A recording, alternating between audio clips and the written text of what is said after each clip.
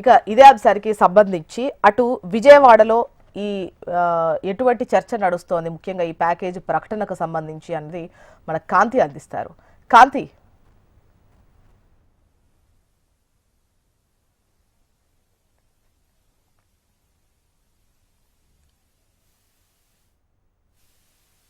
కూటమి నాయకులంతా కూడా హర్షం వ్యక్తం చేస్తూ ఉన్నారు. విశాఖ స్టీల్ ప్లాంట్ ప్రైవేటీకరణ కాకుండా ఆపేందుకు చర్యలు తీసుకుంటాం. అనేక రకాలైనటువంటి ఏదైతే ఇప్పటి వరకు సంప్రదింపులు జరపడంతోనే ప్రజెంట్ ఇప్పుడు ఏదైతే కేంద్రం విడుదల చేసినటువంటి నిధులు ఈ విశాఖ స్టీల్ ప్లాంట్ పరిరక్షణకు ఉపయోగపడుతుంది. అలాగే తిరిగి పునరుద్ధరణకు ఈ ఏవైతే నిధులు ఇచ్చారో ఆ నిధుల నుంచి కొత్తగా దానికి సంబంధించి ఉక్కు పరిశ్రమలో కావలసినటువంటి మౌలిక సదుపాయాలకు సంబంధించినటువంటి విషయంలో కావచ్చు, అలాగే పునరుత్పత్తికి సంబంధించినటువంటి విషయంలో కూడా చర్యలు తీసుకోవాలని చెప్పి సీఎం చంద్రబాబు నాయుడు చెప్పడం జరిగింది. పూర్తిగా కేంద్రం పైనే బాధ్యత వేసి కూడా వదిలేయకూడదు. గడిచిన 7 నెలల్లో ఏదైతే కూటమి ప్రభుత్వం అధికారంలోకి వచ్చిన తర్వాత విశాఖ స్టీల్ ప్లాంట్ కార్మికులకు ఏదైతే ఎన్నికలకు ముందు హామీ ఇచ్చామో దానికి తగినట్లుగానే కేంద్ర పెద్దలతోటి సంప్రదింపులు జరిపి దానికి సంబంధించి ప్రైవేటీకరణ కాకుండా ఆపేందుకు ఎంతవరకు చేయగలం అనే విషయాలకు సంబంధించి కూడా చర్చించి అనేక మార్లు ఢిల్లీ పెద్దలని కలిసినటువంటి విషయాన్ని సీఎం చంద్రబాబు నాయుడు నిన్న ప్రెస్ మీట్లో చెప్పడం జరిగింది. అయితే అర్ధరాత్రి 12 గంటల సమయంలో కూడా టైం లేకపోయినప్పటికీ కూడా కేంద్ర మంత్రులుగా ఉన్నటువంటి నిర్మలా సీతారామన్ కావచ్చు, ఉక్కు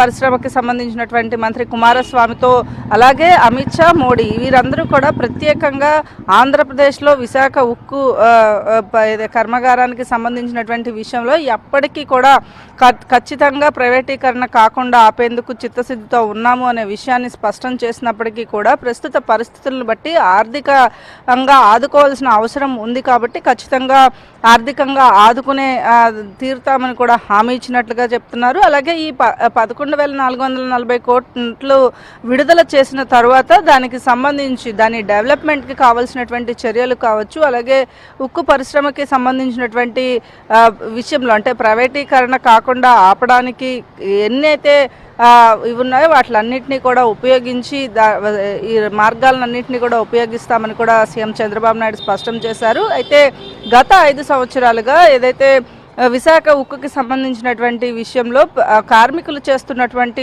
పోరాటానికి ఆ కృషికి ఫలితమే ఈరోజు ఈ ప్యాకేజ్ ప్రకటించడము, అలాగే గడిచిన 7 నెలలుగా కేంద్రం పైన ఒత్తిడి తీసుకురావడము, అలాగే ఎన్డీఏ కూటమి ప్రభుత్వంలో ప్రస్తుతం భాగస్వామ్యంగా ఆంధ్రప్రదేశ్ ఉన్న నేపథ్యంలో విశాఖ ఉక్కుకి సంబంధించినటువంటి అంశంలో స్పష్టమైనటువంటి వైఖరితో ముందుకు వెళ్లడం వల్లనే ఇది సాధ్యమైనట్లుగా చెప్తూ ఉన్నారు. అలాగే విశాఖకి ప్రధానమంత్రి పర్యటన నేపథ్యంలో ఆంధ్రప్రదేశ్లో కూటమి ప్రభుత్వం ఏర్పడిన తరువాత మొదటిసారి 15 రోజుల క్రితం ప్రధానమంత్రి మోడీ విశాఖ పర్యటన సందర్భంగా కూడా ఇవన్నీ కూడా విడుదల చేస్తారు, విశాఖకు ఏదో ఒక వరాన్ని ఇస్తారు అనే ఆశలు పెట్టుకున్నటువంటి ఆంధ్రప్రదేశ్ ప్రజలకు ఇది పెద్ద బహుమతిగానే చెప్పాలి. విశాఖ ఉక్కు ఆంధ్రుల హక్కు అనే నినాదం ఏదైతే ఉందో దీనికి సంబంధించినంత వరకు కూడా ప్రధానమంత్రి పర్యటనలో ఏదైతే హెచ్ఎంటీవీ కూడా దాదాపుగా 500 మంది పబ్లిక్ వాయిసెస్ తీసుకుని వాటిలన్నింటినీ కూడా ప్రసారం చేయడం జరిగింది.